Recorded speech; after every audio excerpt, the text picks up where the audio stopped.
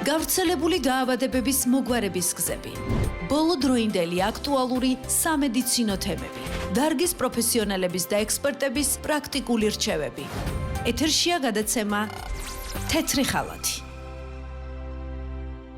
მოგესალმებით, დღეს პარასკევია, საღამოს 6 საათი და რადიო აფხაზეთის ხმის ეთერშია გადაცემა თეთრი ხალათი. მე კი მისი წამყვანი მარიამ ჯოჯუა ვარ. ჩვენი დღევანდელი სასაუბრო თემა იქნება კბილების გათეთრება და ამ თემაზე სასაუბრად ჩვენი სტუმარია ევროპის უნივერსიტეტის ასოცირებული პროფესორი, მედიცინის დოქტორი, ექიმი სტომატოლოგი ქალბატონი მარიკა ზურმუხტაშვილი. მოგესალმებით, მარიამ. მოგესალმებით, დიდი მადლობა მობრძანებისთვის ქალბატონი მარიკა. დიდი მადლობა თქვენ ესეთი საინტერესო და აქტუალური თემით დაინტერესებისათვის. მოდით ქალბატონი მარიკა დავიწყოთ საუბარი იმით თუ რა ფაქტორები იწვევს, ასე ვთქვათ, კბილების ფერის შეცვლას და როგორ შეიძლება აი ამ ყველაფრის თავიდან აცილება. კი ბატონო, ცოტა შორიდან დავიწყებ იმისათვის, რომ ჩვენი მსმენელისათვის გასაგები იყოს თვითონ კბილის ფერი და მასზე მოქმედი ფაქტორები. კბილი ძირითადად შედგება ორი ძირითადი ქსოვილისაგან, ეს გახლავთ გარეთა ქსოვილი მინანქარი და შიგნითა ძირითადი სტრუქტურული ქსოვილი დენტინი. კბილის ფერს ძირითადად განაპირობებს დენტინის ქსოვილი, რომელიც არის უფრო სქელი და უფრო მოყვითალო შეფერილობის.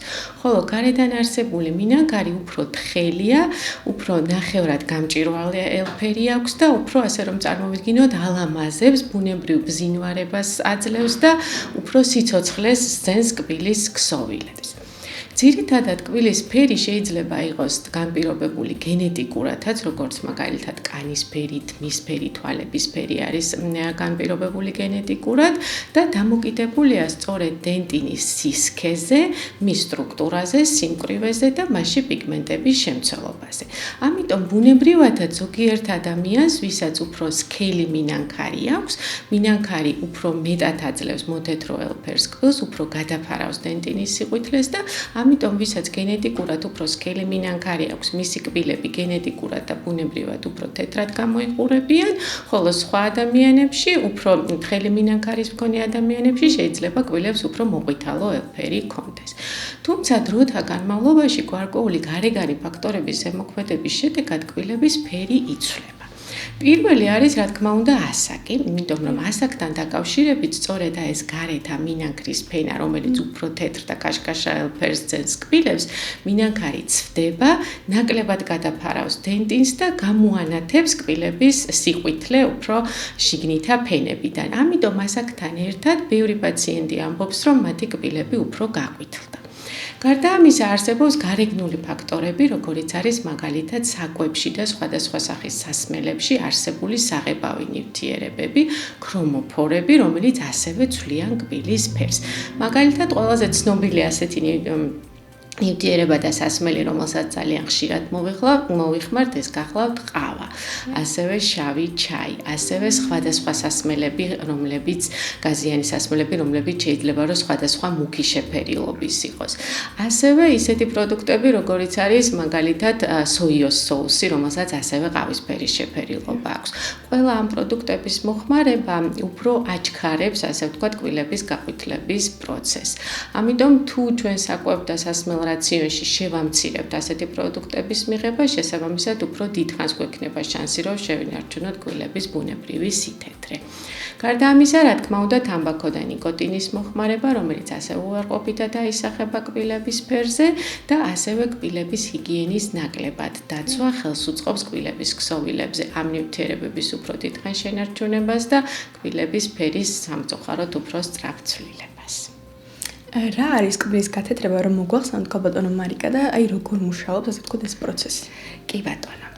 რადგან კბილები დროთა განმავლობაში ფერს იცვლის, იცით რომ თანამედროვე სამყაროში თეთრი ღიმილი ესეთი სავიზიტო ბარათი არის ადამიანების და ამიტომ ადამიანებს უფრო და უფრო უნდათ და მიისწრაფვიან თეთრი კბილებისაკენ.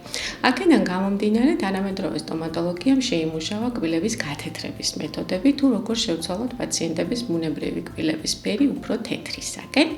ამ პროცედურას ჩვენ ვუწოდებთ კბილების ქიმიურ გათეთრებას და როგორც სახელი გვიჩვენებს, ეს არის სხვადასხვა ქიმიური ნივთიერებების ზემოქმედებით კბილების ფერის ცვლილება. ძირითადი ქიმიური ნივთიერება, რომელსაც შეუძლია რომ შეცვალოს კბილის ქსოვილებში არსებული პიგმენტი, ეს გახლავთ წყალბადის ზეჟანგი.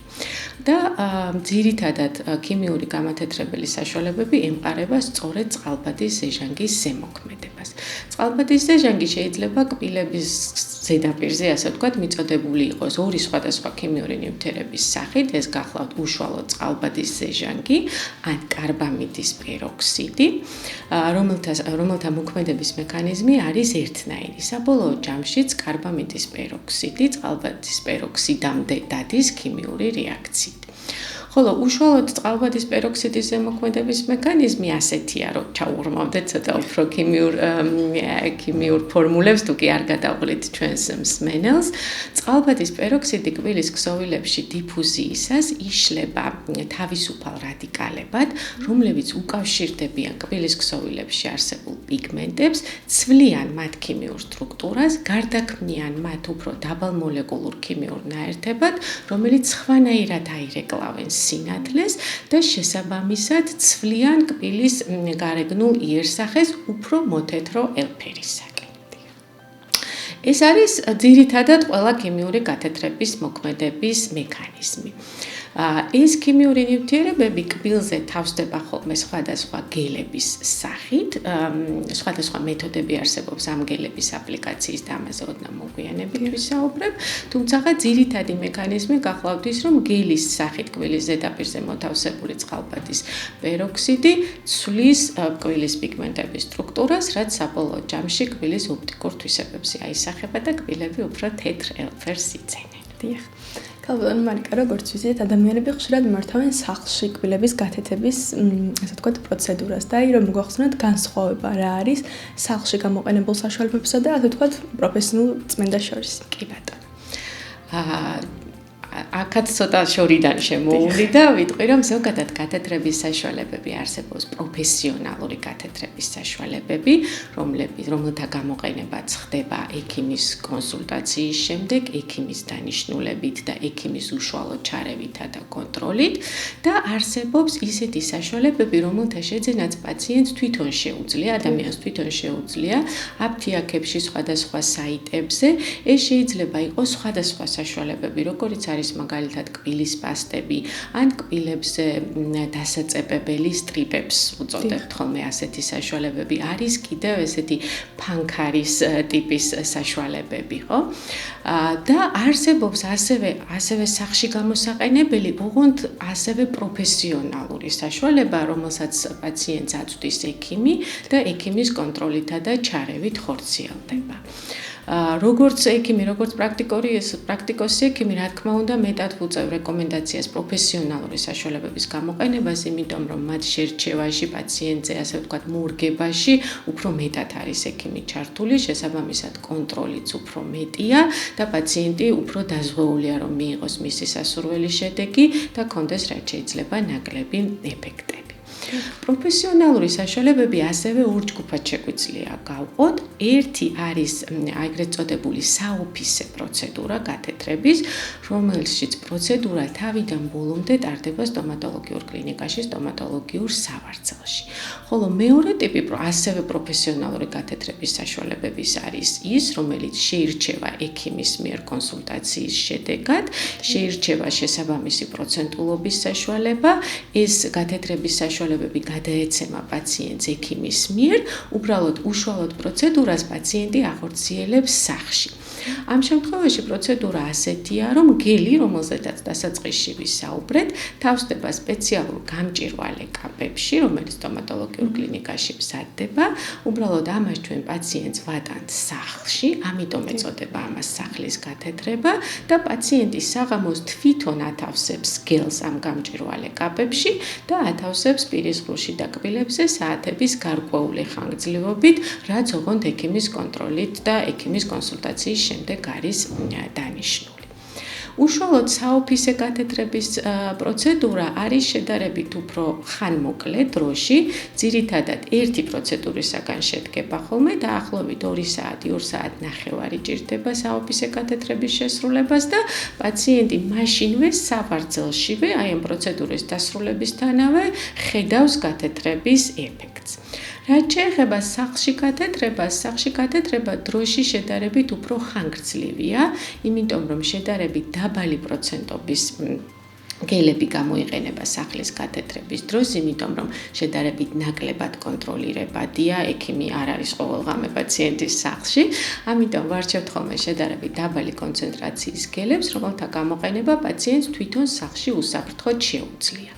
ასეთი ტიპის გათეთრებას დაახლოებით 1 კვირიდან 2 კვირამდე ესაჭიროება. უბრალოდ ეს ვადა ძალიან ინდივიდუალურია, დამოკიდებულია თვითონ პაციენტს რა ფერი აქვს კბილები და რა ხარისხით გვინდა მათი გათეთრება და ასევე დამოკიდებულია იმაზე, თუ თვითონ პაციენტის კბილის ქსოვილები რამდენად დაემორჩილება გათეთრების პროცედურას. ამიტომ ესეთი სახლის გათეთრების, ღამის გათეთრების ხანგრძლივობა წინასწარ პროგნოზირებადი არ არის ხოლმე და დაახლოებით 1 კვირიდან 2 კვირამდე ჭირდება, ხო? საბოლოო შედეგი ერთნაირია ხოლმე ორივე ტიპის გათეთრების შემთხვევაში, უბრალოდ აქ მნიშვნელოვანია დრო, თუ უფრო სწრაფად უნდა პაციენტს მიიღება შედეგის და თან სურს, რომ ყველაფერი ექიმმა გააკეთოს მისი ნაკლებად ჩართულობის ფონზე, ასეთ შემთხვევაში საოფისე გათეთრებას ურჩევთ ხოლმე. თუ თვითონ მზად არის თანამშრომლობისთვის, უნდა რომ ნელ-ნელა მიიღოს ეფექტი, თან ასე ვთქვათ, გზადაგზა შეხედოს, გადაამოწმოს რა ფერს მიიღებს და ასე შემდეგ, ასეთ შემთხვევაში უფრო სახლის გათეთრებას ურჩევთ ხოლმე. რა თქმა უნდა, კიდევ არის გარკვეული ფაქტორები, რაც ჩვენი არჩევანის გაკეთებაზე ზემოქმედებს. უბრალოდ ეს უკვე ინდივიდუალური კონსულტაციით განირჩევა ხოლმე და ცოტა რთულია, რომ ზოგადად ვისაუბროთ კიდევ რა შემთხვევაში ან რა უპირატესობები შეიძლება გქონდეს ერთთან მეორე ტიპს გათეთრებისას. ყველასთვის შეიძლება თუ არა ქალბატონო მარიკა, კბილის გათეთრება თუ აქაც ასე ვთქვათ, რაიმე უკუჩვენებები არსებობს? კი ბატონო, ძალიან საინტერესო საკითხია ეს, იმიტომ რომ ძალიან ხშირად დასმული კითხვებში შედის ერთ-ერთი პაციენტების მხრიდან. ერთ-ერთი შემთხვევა, როდესაც ასე ვთქვათ, ესე მკაცრად ვიტყვით, რომ გათეთრება არ არის სასურველი და არ არის რეკომენდირებული, ეს გახლავთ ორსულობა. ზოგადად, როდესაც ექიმის მიერ რაიმე პროცედურას გაეწევა ხოლმე რეკომენდაცია, ასეთ შემთხვევაში ჩვენ საუბრობთ ხოლმე სამეცნიერო კვლევებით დადგენილი მონაცემებით ამ პროცედურის უსაფრთხოების შესახებ. ორსულებში სამეცნიერო კვლევების ჩატარება არ შეიძლება, დაუშვებელია, შესაბამისად გათეთრების შედეგებზეც კვლევა ორსულებში არ აქვს. აქედან გამომდინარე მეცნიერული მტკიცებულებები, უტყუარი მტკიცებულებები იმისა, რომ გათეთრება არის უსაფრთხო, ორსულობის დროს არ გვაქვს და აქედან გამომდინარე, როგორც ექიმი ორსულობისას გათეთრებას რეკომენდაციას ვერ გავუწევ. სხვა დანარჩენ შემთხვევებში ასე ცალსახად არ ვიტყოდი, უნდა განვიხილოთ ინდივიდუალურად, უბრალოდ არსებობს გარკვეული მდგომარეობები, რომლებიც ჯობია რომ ჯერ ეს მდგომარეობები გამოსწორდეს და პაციენტმა ამის შემდეგ ჩაიტაროს კბილების გათეთრება. ეს გახლავთ მაგალითად კარიესით დაზიანებული კბილები. თუ კი პაციენტს კარიესით დაზიანებული აქტიური კარიესული კბილები აქვს, ჯობია რომ მან ჯერ ეს კბილები მოიწესრიგოს, უმკურნალოს და შემდეგ ჩატარდეს გათეთრების პროცედურა. ასევე თუ კი პაციენტს აქვს უკვე გაკეთებული ბჟენები, რომლებიც სამწუხაროდ შეცვლას საჭიროებენ, ასეთ შემთხვევაში ჯერ უნდა შეიცვალოს და შემდეგ გათეთრდეს. ასევე თუ კი პაციენტს აქვს აქტიური ხრძილების დაავადებები, გინგივიტი ან პაროდონტიტი, ასეთ შემთხვევაშიც პირველ რიგში უნდა ჩატარდეს ხრძილების დაავადებების მკურნალობა და მხოლოდ შემდეგ შეიძლება იყოს საუბარი გათეთრებაზე. ასევე თუ კი პაციენტს აქვს კბილის გარკვეული მიდამოები გაშიშვლებული, აი დასაწყისში აღვნიშნეთ, რომ დროთა განმავლობაში ცვეთა ხდება კბილის ქსოვილების და ამ ცვეთის შედეგად შეიძლება სრულად გაშიშვლდეს გარკვეული კბილის ზედაპირები. ამ შემთხვევაშიც ჯერ ეს პრობლემა იქნება მოსაგვარებელი და შემდეგ შეიძლება ვისაუბროთ გათეთრებაზე. ასევე ღვიძლების მძიმე ფორმის დაავადებების დროს შიშვლდება ხოლმე სამწუხაროდ თვითონ ფესვები კბილის, რომელიც ჯამრთელ პირის ღრუში უნდა იყოს დაფარული ძვლით და ღვიძლის ქსოვილით. ასეთ შემთხვევაში ჯერ ჯობია რომ ძირითად პრობლემას უმკურნალოთ და შემდეგ გადავიდეთ გათეთრების პროცედურაზე. ხო, უნდა ასევე ერთს დავამატებდი კიდევ, რომ ხანდახან პაციენტებს აქვთ ისეთი არარეალური მოლოდინი გათეთრების შესახებ, ხო? გონიათ, რომ ყველა კბილი დაექვემდებარება გათეთრებას, აქ უნდა აღვნიშნოთ, რომ ხელოვნური კონსტრუქციები, როგორიც არის მაგალითად ხელოვნური გვირგვინები, ხელოვნური ვინირები, ბჟენები, ასეთი კონსტრუქციები ქიმიურ გათეთრებას არ ექვემდებარება, ასე ვთქვათ, ანუ ქიმიური გათეთრებით მათი ფერის შეცვლა შეუძლებელია. ამიტომ პაციენტთან ეს წინასწარ უნდა იქნას განხილული, ხანდახან პაციენტები ფიქრობენ, რომ ამ კონსტრუქციებსაც ქიმიური გათეთრებით ფერი შეეცვლებათ და ეს უნდა იყოს მათთან განხილული, მათთვის განმარტებული, რომ ქიმიური გათეთრებით იცვლება მხოლოდ საკუთარი კბილის ფერი და შეიძლება შემდეგ მომავალში საჭირო გახდეს კონსტრუქციების შეცვლა ან მივიღოთ ესეთი არაერთგვაროვანი ფერის კბილები, ხო? თუ კი ამ კუთხით პაციენტი არ თანამშრომლობს ჩვენთან, ესეც შეიძლება იყოს უარი მიზეზი იმისა, რომ პაციენტს უარი ეთქვას გათეთრების პროცედურაზე. აი, გათეთრების შემდეგ რამდენ ხანს ნარჩუნდება, ასე ვთქვათ, გათეთრების ეფექტი და რამდენად ხშირად შეიძლება ადამიანმა ჩაიდაროს გათეთრების პროცედურა, ასე ვთქვათ, ყოველგვარი ჯანმრთელობის დაზიანების გარეშე? კი ბატონო. ესეც საინტერესო კითხვაა და აქაც აღნიშნავ, რომ ხანდახან სამწუხაროდ პაციენტებს აქვთ არარეალური მოლოდინები და ფიქრობენ, რომ ერთხელ კბილების გათეთრებით მათ შეუნარჩუნდებათ იგივე ფერი მთელი ცხოვრების მანძილზე. ესეთი ზუსტი წლების ან თვეების რაოდენობა, რა ხანგრძლივობითაც ნარჩუნდება გათეთრების ეფექტი, რა თქმა უნდა, ძალიან ინდივიდუალურია და ზუსტად ამას ვერ განსვასვრავთ, მაგრამ აი ესეთი საშუალო რომ ავიღოთ, არის დაახლოებით 1-დან 3 წლამდე. ეს არის ის ხანგრძლივობა, როდესაც საშუალოდ ნარჩუნდება გათეთრების ეფექტი. რა თქმა უნდა, ეს ყველაფერი დამოკიდებულია იმაზე, თუ პაციენტი როგორ უვლის შემდეგ გათეთრებულ კბილებს. რამდენად მოიხმარს აი იმ საკვებს და სასმელს, რაზეც ვისაუბრეთ, ყავას, ჩაის, თამბაქოს, მუქ საჭმელ სასმელს რამდენად მოიხმარს, რამდენად სწრაფად მიმდინარეობს ცვეთა მის კბილებში. ყველა ეს ფაქტორი ზეგავლენას ახდენს გათეთრების შედეგზე და უფრო ნაკლები დროით ვიღებთ ხოლმე შედეგს. თუ პაციენტი კარგად უვლის, მაქსიმალურად შეამცირებს რაციონში ფერად საკვებს, მაშინ გათეთრების ეფექტი უფრო დიდ ხანს ნარჩუნდება.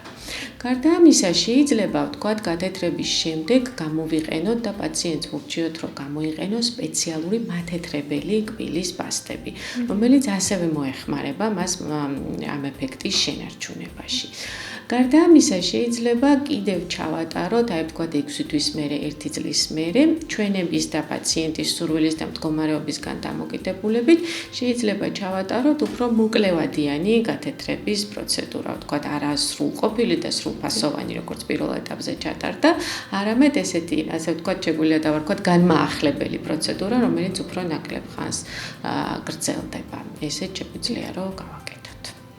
როგორც ვიცი, ქალბატონო მარიკა, ევროპის უნივერსიტეტს აქვს საკუთარი სტომატოლოგიური კლინიკა EUDENTI და EUDENTI თუ გთავაზობს აი ამ კბილის გათეთრების სერვისს. რა თქმა უნდა, გთავაზობს, იმიტომ რომ კბილის გათეთრება არის პაციენტებისთვის ერთ-ერთი ძალიან აქტუალური, საინტერესო და მოთხოვნადი თემა თანამედროვე სამყაროში და თანამედროვე სტომატოლოგიაში, ამიტომ ევროპის უნივერსიტეტის საუნივერსიტეტო კლინიკა EUDENTI დანერგილია კბილების გათეთრების სისტემა. გათეთრება შესაძლებელია ორივე მეთოდით, არის საოფისე გათეთრების ძალიან თანამედროვე ამერიკული აპარატი, რომლის საშუალებითაც უშუალოდ კლინიკაშივე და ახლობით 2 საათში პაციენტ შეუძლია მიიღოს მისთვის საოცნებო თეთრი და კატკატაღიმილი და რა თქმა უნდა დანერგილია სახლში გათეთრების სისტემაც, რომელიც გულისხმობს პაციენტისთვის კაპის დამზადებას და შემდეგ პაციენტის მიერ სახლში გათეთრების პროცედურას. ორივე სერვისს ვთავაზობთ პაციენტებს ძალიან წარმატებულად და რამდენადაც ჩემთვის ცნობილია, ძალიან მოთხოვნადია ეს პროცედურა კლინიკის პაციენტებში. და საბოლოოდ რომ მოგახსენოთ, ქალბატონო მარიკა, ასე ვთქვათ, რა გავრცელებული მითები არსებობს კბილის გათეთრებასთან დაკავშირებით და რომელია რეალობა და საბოლოოდ რა რჩევებს მისცემთ ჩვენს მსმენელს? კი ბატონო. ორ მითზე უკვე ვისაუბრე. ერთი ის, რომ პაციენტები ფიქრობენ, რომ ერთხელ გათეთრებული პროცედურა მთელი ცხოვრების მანძილზე ეყოფათ. რა თქმა უნდა, ეს სამწუხაროდ ასე არ არის იმ გარემო ფაქტორების ზემოქმედების შედეგად, რაც ჩვენს კბილებზე ყოველდღიურად ზემოქმედებს. ამასთან დაკავშირებით პაციენტებს ვურჩევდი, რომ გათეთრების შემდეგ მაქსიმალურად შეამცირონ რაციონში ყავის, ჩაის, ფერადი საჭმელ-სასმელების მოხმარება, ასევე თამბაქოს მოხმარებაც შეამცირონ. და ურჩევდი, რომ პერიოდულად ოღონდ ექიმის მეთვალყურეობის ქვეშ გამოიყენონ მათეთრებელი კბილის პასტები და მათეთრებელი სავლები. მეორე მითზეც ასევე ვისაუბრე პაციენტების ფიქრობენ, რომ ყველანაირი კონსტრუქცია, რაც კი პირისყროში შეიძლება არსებობდეს, მათი გათეთრებაც ქიმიური გათეთრებით შესაძლებელია, თუმცა სამწუხაროდ ეს ასე არ არის. ქიმიური გათეთრებით ხდება გათეთრება მხოლოდ კბილის საკუთარი ქსოვილების და გათეთრების შემდეგ ერთგვაროვანი ფერის მისაღება საჭირო ხდება ხოლმე უკვე არსებული კონსტრუქციების შეცვლა. ამას ვერანაირად სამწუხაროდ თავიდან ვერ ავიცილებთ, ხო? კიდევ ერთი მითი, რომელიც ასევე აუცილებლად მინდა აღვნიშნო, ეს არის ესეთი საშუალებები, ასე ვთქვათ, არაპროფესიული საშუალებები, რომლებიც შეიძლება შეგვხვდეს და იყოს კბილების გათეთრებისათვის. ხშირად წავწვდომი ვარ ხოლმე სოციალურ ქსელებშიც ესეთ ვიდეოებს, რომლებიც ესეთი არაპროფესიონალური საშუალებებით კბილის გათეთრების ძალიან კარგ ეფექტებს თავაზობენ პაციენტებს. არ ჩამოვთვლი ამ მეთოდებს, იმიტომ რომ არ შევიყვანო შეცდომაში ჩვენი პაციენტები.